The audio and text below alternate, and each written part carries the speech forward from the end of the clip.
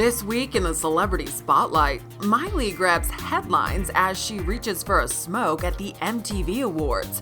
Jennifer, Josh, and Elizabeth talk The Hunger Games. And Lady Gaga takes off to promote her new album. Welcome to the Getty Images Week in Review. Here's what's been happening with your favorite celebs this week. Smoking hot is one way to describe Miley Cyrus's appearance at the MTV Europe Awards. And we're not just talking about her outfit. The 20-year-old singer did her best to grab headlines by arriving in a skimpy mini dress emblazoned with images of Biggie and Tupac, twerking with a little person during a performance, and lighting up a joint during her acceptance speech for Best Video. Meanwhile, Katy stayed classy in an elegant dress by Zac Posen, and Will Ferrell turned up as his Ron Burgundy persona from Anchorman. I think these people are crazy.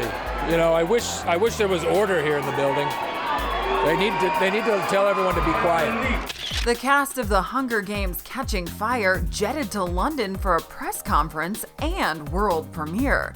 We caught up with 3 of the leading stars to find out more. It has changed my life, but I can safely say I have no regrets, which I was sure I was going to have, so I'm very relieved about that. I'm definitely glad that I was part of this movie. I think it's an incredible story, and I love my character so much. You know, there are definitely things and times where it's intimidating and it's a lot to deal with, but all in all, I'm so happy. I'm so lucky to be a part of it. Well, I think there are more and more fans of The Hunger Games.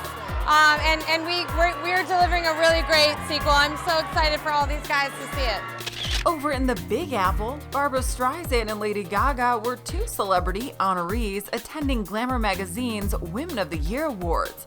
But the lady's all-white get-up was nothing compared to the one she debuted just the night before.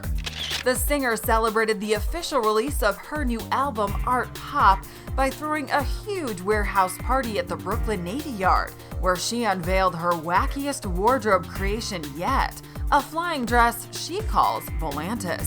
We'll let her explain. The whole idea began originally as building a dress that the drones picked up the fabric of the dress, and the dress flew around me. And I said to the tech house, I said, oh, but what if we all flew?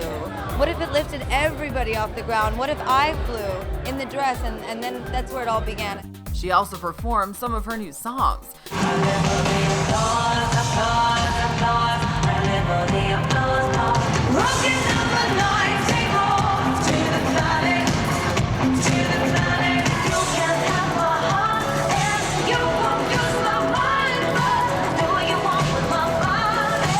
Out in Tinseltown, George Clooney was among the honorees at the 2013 BAFTA Los Angeles Britannia Awards. Oh, it's really nice. It's such a great group, and it'll be fun. I'm happy to be out here. Sacha and his wife Isla are really good friends of mine too, so it'll be fun to see them.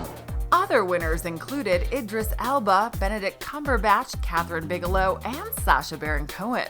So it means a lot. It's a great honor. Don't know why they gave it to me, but yeah, I'll take it. Premiering in Los Angeles was the biopic Mandela: Long Walk to Freedom, starring Idris Elba and Naomie Harris. And co-stars Marc Wahlberg and Emile Hirsch suited up to promote Lone Survivor, which was shown as part of the AFI Fest.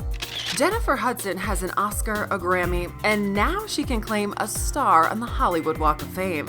The multi-talented singer and actress was brought to tears by the honor. I guess the first thing I can only start off by saying is the same thing I said when I won my Academy Award is, look what God can do. Woo! I knew I would get emotional, and I'm sure my mom is in heaven like, Jenny, stop crying. But now is the time to cry, mama. It is. Woo! Over at the Rome Film Festival, Scarlett Johansson and Joaquin Phoenix hugged it out at the premiere of Her. Joining them on the red carpet were co-star Rooney Mara and director Spike Jonze. Earlier, the leading man seemed a little less comfortable at the movie's press conference. I think he's somebody that was, before we meet him, was very engaged in life and was a communicator and somebody that enjoyed that interaction. And because of his divorce, I think he feels isolated from the world in a way. So that's how we first meet him. Does that make any fucking sense? Yeah. Okay, fine. Jared Leto was also at the Italian festival, promoting his role as a transgender woman alongside Matthew McConaughey in Dallas Buyers Club. I think that Rayon was meant for me, and Matthew was born to play that part. I mean, that's a guy who's from Texas.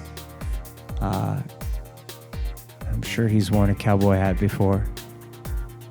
And I'd actually worn heels before, so it was meant to be. That's all for now. Join us again next time for another Getty Images Week in Review.